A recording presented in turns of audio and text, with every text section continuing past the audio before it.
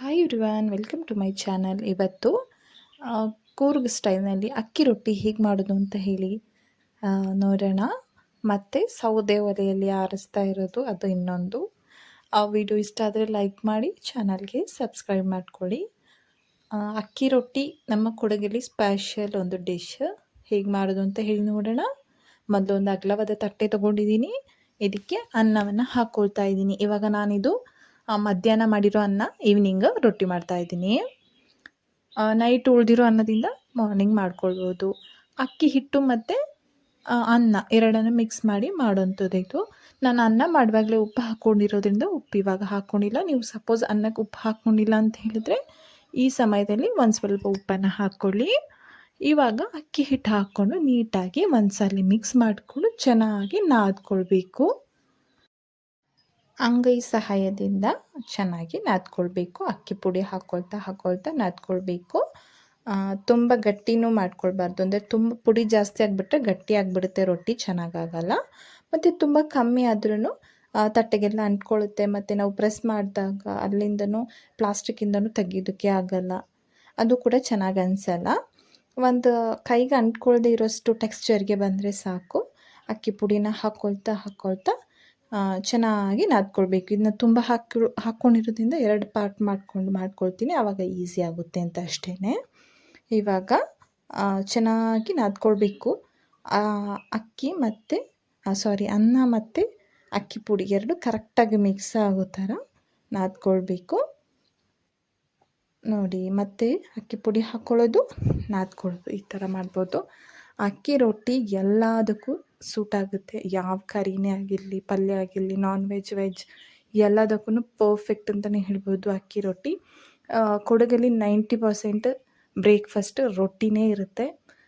So ನಮ್ಮ ಕೊಡಗಲ್ಲಿ ಒಂದು special ಇದು, ಆಲ್ವೇಸ್ ಇವತ್ತಿಗೂ ಕೂಡ ಇದು ಸ್ಪೆಷಲೇ ಆಗಿದೆ. ಸೊ ಈ ಥರ ನೀಟಾಗಿ ನಾದ್ಕೊಳ್ತಾ ಇದ್ದೀನಿ. ಇವಾಗ ಮಿಕ್ಸಿಲಿ ಹಾಕ್ಕೊಳ್ತಾರೆ ತುಂಬ ಜನ. ಮಿಕ್ಸಿಲಿ ಹಾಕ್ಕೊಂಡು ಕೂಡ ಮಾಡ್ಕೊಳ್ಬೋದು. ಅಂದರೆ ಕರೆಕ್ಟಾಗಿ ಅಕ್ಕಿ ಪುಡಿ ಮತ್ತು ಅನ್ನ ಎರಡನ್ನು ಹಾಕಿಬಿಟ್ಟು ಮಿಕ್ಸಿ ಜಾರ್ಗೆ ರುಬ್ಕೊಂಡು ಕೂಡ ಆಗುತ್ತೆ. ಅದ್ರ ಜಾರ್ಗೆಲ್ಲ ಅಂಟ್ಕೊಂಡ್ಬಿಡುತ್ತೆ ಅದು. ಹಾಗಾಗಿ ಸ್ವಲ್ಪ ತೊಳೆಯೋದೆಲ್ಲ ಕಷ್ಟ ಆಗುತ್ತೆ. ಅದ್ರ ಬದಲಾಗಿ ಈ ಥರ ನಾದ್ಕೊಂಡ್ರೆ ಕೈಗೂ ಎಕ್ಸಸೈಸ್ ಆಗುತ್ತೆ. ಸೊ ಕರೆಕ್ಟ್ ಟೆಕ್ಸ್ಚರಲ್ಲಿ ಬರುತ್ತೆ, ನೀಟಾಗಿ ಬರುತ್ತೆ. ನೋಡಿ, ಈ ಥರ ಮಾಡ್ಕೊಳ್ಬೇಕು.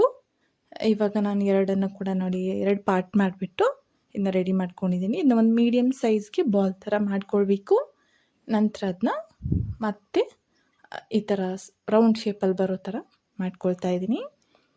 ಎಲ್ಲವನ್ನು ಕೂಡ ಅದೇ ಥರ ಮಾಡಿಕೊಂಡೆ. ನೋಡಿ, ಇವಾಗ ಎಲ್ಲ ರೆಡಿಯಾಗಿದೆ. ಇದು ಎಲ್ಲವನ್ನು ಕೂಡ ಇದೇ ಥರ ಮಾಡ್ಕೊಳ್ಬೇಕು. ರಾತ್ರಿ ಉಳ್ದ ಅನ್ನದಿಂದ ಮಾಡ್ಕೊಳ್ಬೋದು. ಈ ಥರ ಒಂದು ಟೂಲ್ ಬರುತ್ತೆ, ರೊಟ್ಟಿ ಪ್ರೆಸ್ ಮಾಡೋ ಮಿಷಿನ್ ಇದು. ಮತ್ತು 2 ಥರದ್ದು ಟೂಲ್ ಬರುತ್ತೆ ಮಿಷಿನ್ಗಳು. ನಾನು ಇದನ್ನು ಪ್ರೆಸ್ ಮಾಡೋದನ್ನು ಯೂಸ್ ಮಾಡ್ತಾಯಿದ್ದೀನಿ. ಇನ್ನೊಂದು ತಿರುಗಿಸೋದು ಒಂದು ಮಿಷಿನ್ ಬರುತ್ತೆ. ಇದು ಪ್ರೆಸ್ ಮಾಡೋಂಥ ಮಿಷಿನ್. ಈ ಥರ ಒಂದು ಪ್ಲಾಸ್ಟಿಕ್ ಕವರನ್ನು ರೌಂಡ್ ಶೇಪಲ್ಲಿ 2 ಪೀಸ್ ಕಟ್ ಮಾಡಿಕೊಂಡು ಒಂದರ ಮೇಲೆ ಈ ಉಂಡೆಯನ್ನು ಇಟ್ಬಿಟ್ಟು ಇವಾಗ ಮತ್ತೆ ಅದ್ರ ಮೇಲೆ ಇನ್ನೊಂದು ಪ್ಲಾಸ್ಟಿಕ್ಕನ್ನು ಇಟ್ಟು ಈ ಥರ ಪ್ರೆಸ್ ಮಾಡ್ಕೊಳ್ಬೇಕು. ಮತ್ತು ಅದನ್ನ ಉಲ್ಟಾ ಇಟ್ಬಿಟ್ಟು ಇನ್ನೊಂದು ಸಾರಿ ಪ್ರೆಸ್ ಮಾಡ್ಕೊಳ್ತಾ ಇದ್ದೀನಿ. ನೋಡಿ ಎಷ್ಟು ಚೆನ್ನಾಗಿ ಬಂದಿದೆ ಅಂತ, ರೌಂಡಾಗಿ ಬಂದಿದೆ. ಯಾವ ಕಡೆ ಸ್ವಲ್ಪ ತಿಕ್ ಅನಿಸುತ್ತಲ್ಲ ಆ ಕಡೆ ಮತ್ತೆ ತಿರುಗಿಸ್ಕೊಂಡು ಪ್ರೆಸ್ ಮಾಡ್ಕೊಳ್ಳೋಣ.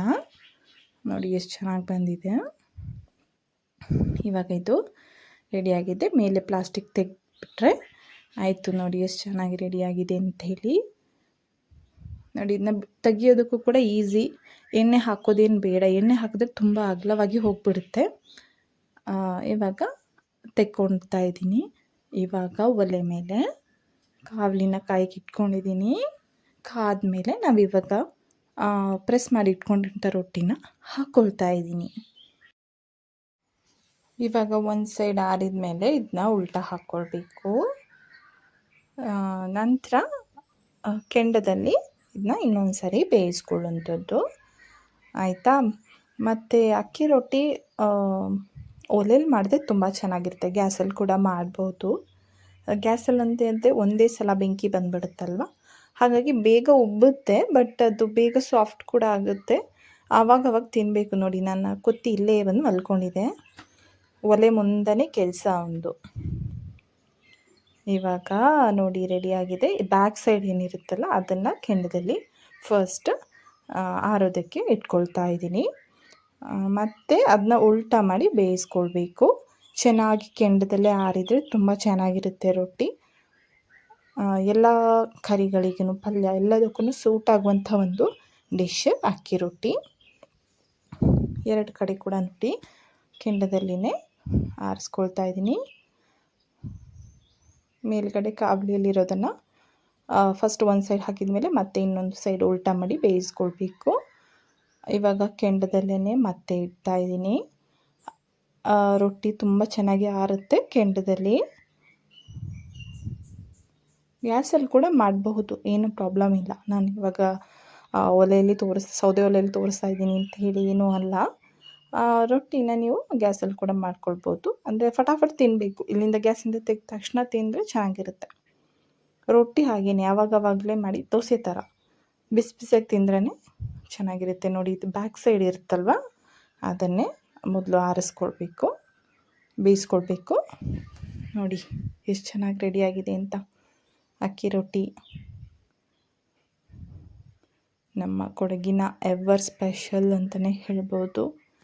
ಅದು ಇವಾಗ ಮಳೆಗಾಲದಲ್ಲಿ ಬೆಂಕಿಯಲ್ಲಿ ಮಾಡಿರುವಂಥ ಸೌದೆ ಒಲೆಯಲ್ಲಿ ಮಾಡಿರೋಂಥ ಅಕ್ಕಿ ರೊಟ್ಟಿ ತಿನ್ನೋದಕ್ಕೆ ತುಂಬ ಚೆನ್ನಾಗಿರುತ್ತೆ. ನೋಡಿ ಇವಾಗ ಆರಿಸ್ಕೊಳ್ತಾ ಇದ್ದೀನಿ ಎಲ್ಲವನ್ನು ಕೂಡ. 2 ಸೈಡಿಂದನೂ ಕೂಡ ಚೆನ್ನಾಗಿ ಉಲ್ಟಾ ಮಾಡ್ತಾ ಇರಬೇಕು. ಇಲ್ಲಾಂದರೆ ಒಂದೇ ಕಡೆ ಸೀದೋದಂಗೆ ಆಗಿಬಿಡುತ್ತೆ. ಹಾಗಾಗಿ ಆ ಕಡೆ ಈ ಕಡೆ 2 ಸೈಡ್ ಕೂಡ ನೀಟಾಗಿ ಬೇಯಿಸ್ಕೊಳ್ಬೇಕು. ಕೆಂಡದ ಶಾಖದಿಂದ ರೊಟ್ಟಿ ಆದರೆ ತುಂಬ ಚೆನ್ನಾಗಿರುತ್ತೆ.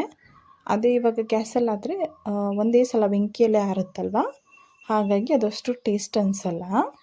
ಚೆನ್ನಾಗಿರುತ್ತೆ ಅಂದ್ರೂ ಅಕ್ಕಿ ರೊಟ್ಟಿ ಅಂದರೆ ಆಲ್ವೇಸ್ ಅದು ಸ್ಪೆಷಲೇನೆ. ನೋಡಿ ಎಷ್ಟು ಚೆನ್ನಾಗಿ ರೆಡಿಯಾಗಿದೆ ಅಂತ. ನೋಡಿ, ಥ್ಯಾಂಕ್ ಯು ಸೋ ಮಚ್ ನನ್ನ ವಿಡಿಯೋ ನೋಡಿದ್ದಕ್ಕೆ. ಇದೇ ಥರ ವೀಡಿಯೋಸ್ ಮಾಡ್ತಾ ಇರ್ತೀನಿ. ಚಾನಲ್ಗೆ ಸಬ್ಸ್ಕ್ರೈಬ್ ಮಾಡ್ಕೊಳ್ಳಿ. Thank you.